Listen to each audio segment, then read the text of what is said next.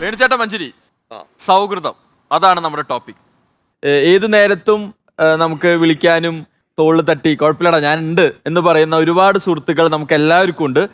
ഏറ്റവും നല്ല സുഹൃത്തുക്കൾ അവര് നമ്മുടെ നല്ല സമയമല്ല അവര് വരുന്നത്, നമ്മുടെ ആപൽക്കാലം.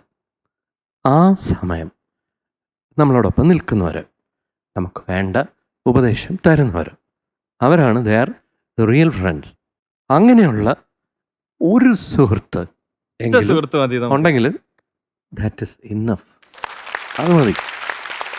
നമുക്കിപ്പോ സുഹൃത്തുക്കൾ എന്ന് പറഞ്ഞാൽ എപ്പോഴും നമ്മുടെ കൂടെ ഉണ്ടാവണമെന്നില്ല. ഇല്ല, വല്ലപ്പോഴും ഫോണിൽ സംസാരിച്ചാൽ പോലും എന്ന് നേരിൽ കാണുന്നോ അന്ന് ഒരു കെട്ടിപ്പിടിയിൽ കണ്ണ് നിറയും, വല്ലാത്തൊരു വിങ്ങലും ഒരു ബേസ്റ്റ് ഓഫ് ടിയേഴ്സ് ആയിരിക്കും. അത്രയും അതാണ് ആ ഒരു ആത്മബന്ധം. അങ്ങനെയുള്ള ഒരു ഫ്രണ്ടാണ് ഇപ്പം എൻ്റെ വീട്ടിൽ എൻ്റെ റൂംമേറ്റായി എന്നോടൊപ്പം ജീവിക്കുന്നത്. അതുകൊണ്ട് എന്ത് കാര്യവും എനിക്ക് എൻ്റെ വിഷമങ്ങളോ അല്ലെങ്കിൽ എന്ത് കാര്യം ഉണ്ടെങ്കിലും എനിക്ക് പറയാൻ അദ്ദേഹമുണ്ട്. പിന്നെ ഈ ഒരു അവസരത്തിൽ ഞാനും ഓർത്തിരിക്കുകയാണ്, പണ്ട് സ്കൂളിലൊക്കെ പഠിക്കുന്ന സമയത്തെ ഞാൻ ഈ ടീച്ചേഴ്സിനൊക്കെ അനുകരിക്കും. ക്ലാസ് ടൈമിൽ ഫ്രീ ടൈം ഒക്കെ കിട്ടുന്ന സമയത്ത് ടീച്ചേഴ്സിനൊക്കെ ഇമിറ്റേറ്റ് ചെയ്തിട്ടൊക്കെ ഞാൻ ചെയ്യും.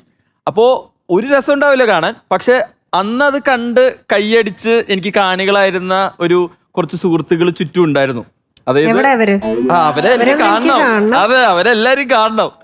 അപ്പോ അന്ന് അവര് തന്ന പ്രോത്സാഹനം എന്ന് നിങ്ങൾ പ്രതീക്ഷിക്കരുത്, അവർ തന്ന കളിയാക്കലുകളാണ് എന്നെ വളർത്തിയത്. അപ്പോ എല്ലാവർക്കും ഹാപ്പി ഫ്രണ്ട്ഷിപ്പ് ഡേ. ഇന്നതാണോ ഇരിക്കട്ടെ ചുമ്മാ.